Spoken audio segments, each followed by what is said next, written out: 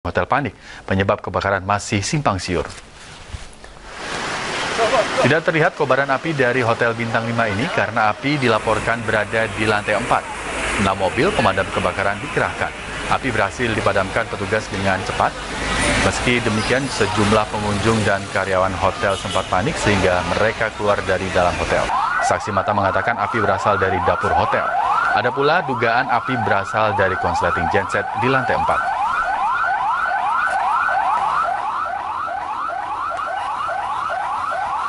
Rekonstruksi penyekapan dan penganiayaan pelajar di Sewon, Bantul, Yogyakarta Sabtu kemarin ricuh. Keluarga korban emosi dan mengejar para tersangka yang dikawal ketat ratusan aparat Polres setempat. Kericuhan terjadi usai digelarnya rekonstruksi penyekapan dan penganiayaan L, pelajar putri di Sewon, Bantul, Yogyakarta. Kerabat dan orang tua korban berusaha mengejar dan memukuli 5 tersangka penganiayaan. Sempat terjadi saling dorong antara polisi dan keluarga korban yang berusaha menembus kawalan petugas.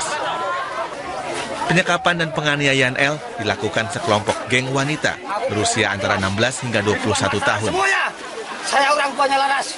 Kalau nggak sampai tuntas, jangan tanya saya. Kekerasan dilakukan di rumah kos di Desa Saman, Sewon, Bantul.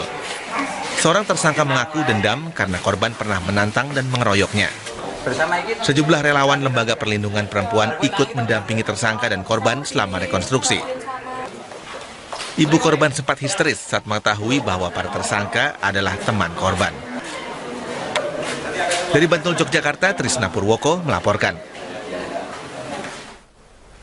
Pemirsa, sudah tidak ada antrean di Terminal 1B keberangkatan Bandara Soekarno-Hatta tempat keberangkatan penumpang Lion Air.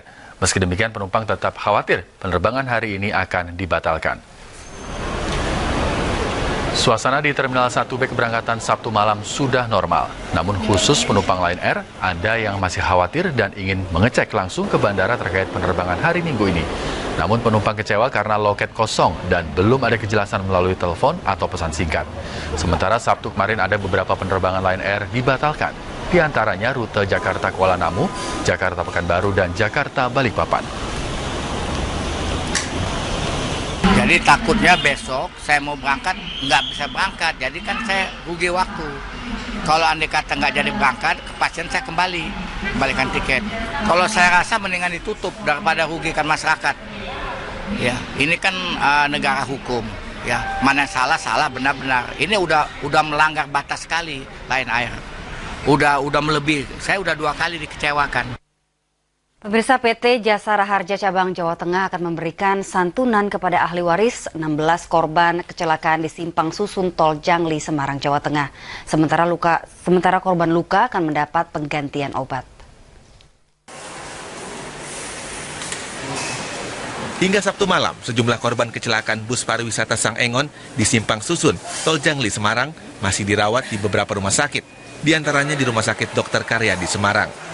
PT Jasa Raharja Jawa Tengah akan memberikan santunan kepada 16 ahli waris korban tewas. Santunan juga akan diberikan kepada para korban luka-luka.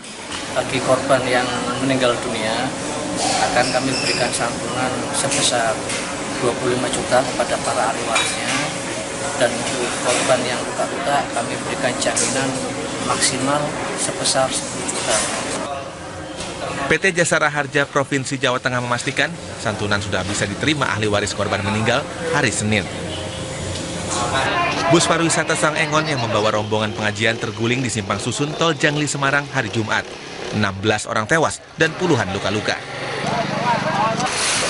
Polisi mengatakan dugaan sementara penyebab kecelakaan adalah akibat bus mengalami remblong. Selain itu diketahui bus kelebihan muatan dengan membawa 73 penumpang, padahal kapasitas bus 54 penumpang.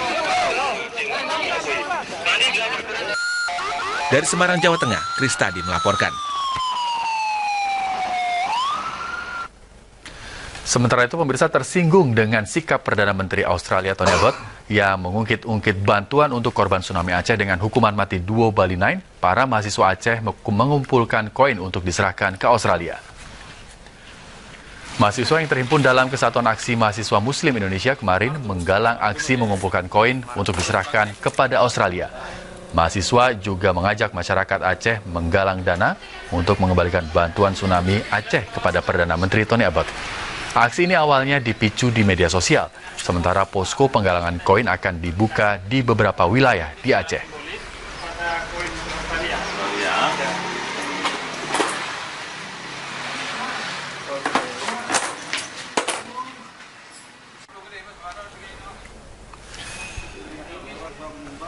Tidak hanya koin, warga Aceh juga melelang batu giok untuk membayar kembali bantuan Australia. Sejumlah warga Melaboh Aceh Barat menggelar aksi lelang batu giok.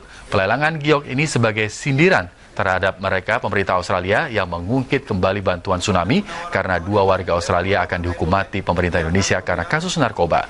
Rencananya aksi lelang giok ini akan berlanjut hingga 1 bulan ke depan. Kita masih buka penawaran.